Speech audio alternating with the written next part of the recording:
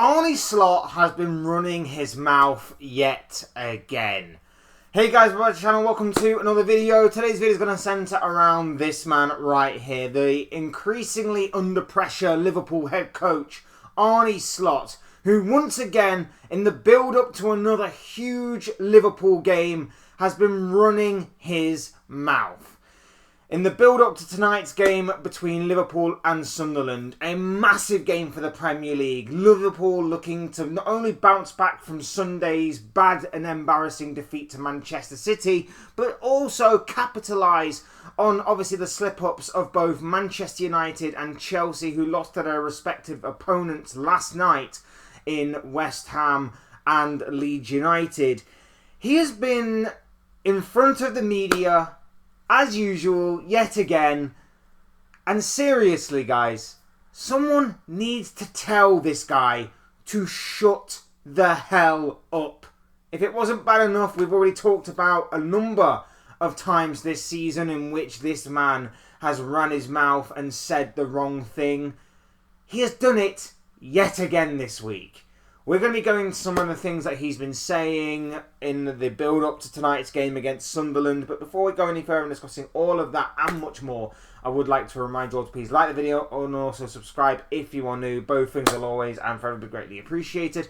And of course, I encourage you all to get involved in the comment section down below. Use and abuse that section, people. Talk to me on what you make about Arne Slot and the Liverpool situation right now. I'm sure what you have to say will make for great and interesting reading. Otherwise, let's get on with the video ourselves, shall we? Let's get on with talking about Arne Slot, Liverpool, and everything else in between. So first and foremost, like I say, we have discussed Arne Slot's comments, views, opinions in the past. We've talked about how he's basically exploited Liverpool's weaknesses, whilst also claiming that he has no idea how to fix those problems. We've talked about how he's got PSG of last year, the defeat in the Champions League, constantly going on his brain. We've talked about how he's basically ridiculed and dismissed young players in this squad, amongst a whole host of other things. It's been baffling to witness. It's been baffling to hear every single week. And that's why I put out the video of Arne Slot losing the plot and all of that kind of stuff. Because it was genuinely true. He has completely lost the plot. And this week, again, is another example of him losing the plot and just saying things he just doesn't need to say. We're going to start off with what he said about Calvin Ramsay. Now, for those of you who don't know, Calvin Ramsay is a young right-back who was brought in a few years ago. Not really been given an opportunity and a chance at Liverpool. Was behind Trent Alexander-Arnold for a while. Then the emergence of Conor Bradley came in. And this guy has been pushed down the pecking order. And now it looks like he may be turned to. It may look like he's finally going to get his opportunity on the big stage to show what he can do, to present his skills. He is our only natural right back available to us right now. After the injuries of Conor Bradley and Jeremy Frimpong, he is our only senior fit right back. Then he obviously goes and plays Dominic Szoboszlai there. He's also played Curtis Jones there across the season. I think Wataru Endo has also played at right back once or twice across this season ahead of Calvin Ramsay. I myself, personally, have been crying out for Calvin Ramsay. I personally think that if you, unless in certain situations, if you have a natural choice in a certain position, you play that natural choice, regardless of their age. Obviously, there are certain exceptions, but this is a senior fit right back who is a natural in that position. I don't want to see Dominic Szoboszlai or Curtis Jones sacrifice their natural positions to accommodate for a role that they're accomplished in, sure, but it's not a natural fit, and they are better use elsewhere on the pitch. Calvin Ramsay fits that bill of being a right back. As we discussed already this season, Arne Slot has already said that after the injury to Conor Bradley, there are better choices ahead of Calvin Ramsay for that right back position. And going into tonight's game, Szoboszlai is obviously suspended. There's no Jeremy Frimpong or Conor Bradley due to injury. So it looks like, and obviously Joe Gomez, fitness issues seemingly once again plaguing his career. So it now seems as though it's going to be Curtis Jones that will probably play at right back tonight. Slot was asked though about the lack of game time for Calvin Ramsay. A lot of fans, including myself, like I say, calling out, saying we should play him, we should give him an opportunity and a chance. If you don't win a game, the players who are not playing become the best players in the squad. Calvin Ramsay's confidence must be shot to absolute pieces right now because of this guy. Must be shot to pieces because of what this guy's been saying about how there are better options available to him, even though he's the only natural choice right back we have available right now. And now he's saying that. He is saying that when players don't play, they become the best choice when things aren't exactly going according to plan. Even if you think that, why are you saying it in public, you absolute moron? Like, Liverpool Football Club is based on being a squad. Like, one of the core principles is a squad. The game has evolved to a point now where you can't just have a natural starting 11, because injuries and intense games and games that are coming thick and fast in terms of a few days, it's become more and more of a squad game in the modern era. You need squad depth. Big squad depth. Now, I'm not saying Calvin Ramsay will solve every issue that we have currently in that position, but here's the thing. He's there. He's available for selection. He's a natural fit for that position that is seemingly plagued with injuries right now. So play him. If he turns out to not be good enough, we will seek alternatives. But if you don't give him a chance, how will you know? How will you know if he isn't good enough or not?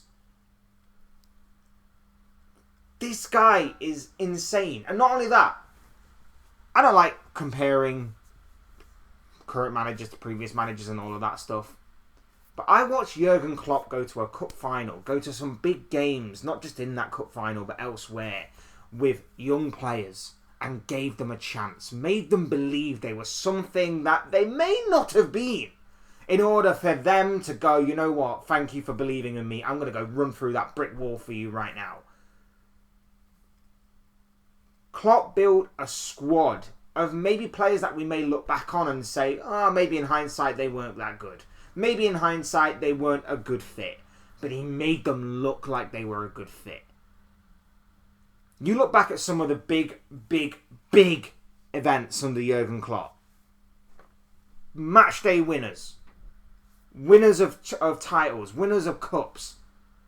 They all have moments from players that were not exactly in the starting 11, but were in and around, still waiting for their opportunity. Klopp still had belief in them. Klopp still said the right things to make them feel like they were on cloud 9 at times, even when they were sat on the sidelines watching other players play in their position. You look at Divock Origi and the amount of match winners he scored. You look at Adam Lallana and the important points that he won us over the years. You look at Shaqiri's brief interference in some of our big moments. That's just to name 3. Then you look at the kids that he put on the pitch that day that won us the Carabao Cup against Chelsea, against the blue billionaire bottle jobs. That was what a manager does. Motivates the players, keeps them believing, keeps them on side. It doesn't go into the public domain and ridicule them. pretty much mock them and shoot their confidence to pieces. Because this guy's man management is completely non-existent. It's absolutely baffling to me why he would go out and say that. But it's not even the worst thing he said this week. He's also said that, about his job security if Liverpool do not qualify for the Champions League. He said that the only thing I know is that this happened before and recently with Jurgen Klopp in 2022-23, and it didn't affect the future of that manager, but that doesn't guarantee anything, of course. He also added that in general, managers, especially at this club, are judged not only on their league finishes at some clubs, they are also looked at the progress that the players make, the progress the team makes, the circumstances are sometimes taken into account. What are you talking about? It wasn't so long ago that he was talking about how Liverpool getting through to the round of 16 stage was somewhat of a grateful thing for the football club, considering that a couple of years ago we were in the Europa League losing to Atalanta in the knockout stages. What are you talking about? Seriously, there's just no need to bring it up. There's just no need to bring it up. You just say something generic like we're going to fight to the very end. Things haven't exactly gone to plan this season, but there is still time to make up for what has been a season that hasn't exactly delivered what it promised, or something along those lines. The PR guy really needs to get in his ear and tell him to shut up. They really, it's embarrassing. It is really embarrassing. We are becoming, well, we've already become a laughing stock amongst rivals and things like that, and take that with a pinch of salt, however you want to see it from rivals. But at the same time, it's becoming an absolute joke. It's becoming an absolute circus, a mockery. And this guy every single week is going out there and just saying the most stupid stuff. He's comparing to what happened previously. Sorry, but Jurgen Klopp has got a lot more credit in the tank than you have. And when you talk about the progress of the players, the progress of the club, we've gone backwards this season. We've gone from being Premier League champions to spending 450 odd million on certain world-class talent for us to go backwards to a point where I go into every single Liverpool game now and I'm not confident at all that we are going to win that game. I'm not confident against Sunderland tonight. I'm not. I wasn't confident against Man City on Sunday. I wasn't confident against Newcastle. I wasn't confident. Name any game this season. I have barely been confident. Beyond that run of the opening 5 to 6 games of the season, I've barely been confident this season that Liverpool will win a game of football. Barely. And yet this guy is here talking about how exceptional circumstances sometimes taken into account and that he may still be here come the end of the season, even if Liverpool do not qualify. And here's the thing, if Liverpool don't qualify for Champions League, the chances are is that the English teams will get 5 Champions League spots for next season guaranteed. 6th is not a position that Jurgen Klopp finished once he got his team together. Once Klopp hit his prime, that was not a position that Liverpool finished up with. We always got some form of European football. Europa League, Champions League. The one time we finished 5th was the one year we didn't get 5 spots. So what exactly are you talking about? And then to go hand in hand with that comment, he also said, when I arrived, we could only sign Chiesa, and that was after a Europa League season. I'm completely aware of that. So, is this just PR stuff? Is this just basically going, we couldn't sign anybody after a Europa League season, so don't expect this year, if we don't get Champions League football, for it to be the same summer as what it was last year? Is that what you're telling me, Arne Slot? Is that what you're telling me? Are you telling me that if we don't get Europa League football, we're not going to be splashing the cash as what we were? We're going to be basically looking at the Federico Chiesas. Oh, wait a minute. I just remembered something. We definitely did have money that year, didn't we? Because the previous year, for one thing, the previous year, we were going to try and sign Moises Caicedo. That obviously blew up in our faces. Where did that money go? And not only that, but secondly, we were going to buy Zubamendi for about 50 odd million. So we did have money there. It was just we chose not to spend it. But wait a minute. Weren't we waiting to judge the squad with a new head coach? Weren't we looking at the squad and making assessments and judgments later on down the line? Which one of these stories is genuine, or are they all complete crap? Seriously, this guy needs to shut up. This guy cannot be trusted in front of a microphone and a camera to the public anymore. Either that or the PR guy needs to have a word with him, or maybe the PR guy needs to be sacked and there needs to be some other guy that comes in and gives him basically a script to read off. I don't know, but every single week, I don't know even if it's rage bait anymore. I don't know if this is what he genuinely means and what he genuinely believes. Either way, this guy needs to shut the hell up. Because every single week, and especially with results not going in Liverpool's favour, it's becoming more and more and more and more embarrassing, both on and off the pitch. And once again, it's another problem that the root cause is this guy. This guy is, again, at the root of another problem that Liverpool Football Club are having to deal with this season. Something needs to be done. And let's face it, if tonight we lose to Sunderland, that should be it. That should be curtains. That should be it. He needs to go. There you have it. Those are just the thoughts, comments, opinions, predictions, feelings, whatever you want to call it, of this guy. I want to know what you guys are thinking and feeling. Let me know in the comment section down below what you make about Arne Slot's comments, Liverpool Football Club as a whole, and everything else in between. I'm sure what you have to say and wait for great interest in reading, so please do get involved. Otherwise, hit the like button on the way up if you enjoyed the video. Subscribe if you are new. Both things will always and forever be greatly appreciated. And as always, thank you all so much for watching and listening. I've been Fletch. This has been another Fletch Talks video.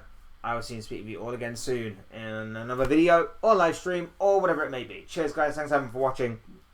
Take care of yourselves. Enjoy the rest of your day. Speak to you all again very, very soon.